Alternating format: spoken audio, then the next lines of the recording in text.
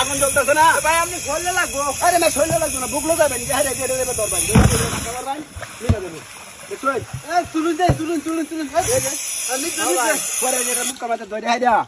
এটা খালি খুললে দিবেন না, এত আটা লাগবো ম্যাম না। এটা বুঝলে স্যার, হ্যাঁ এই গরম হয়ে গেছে।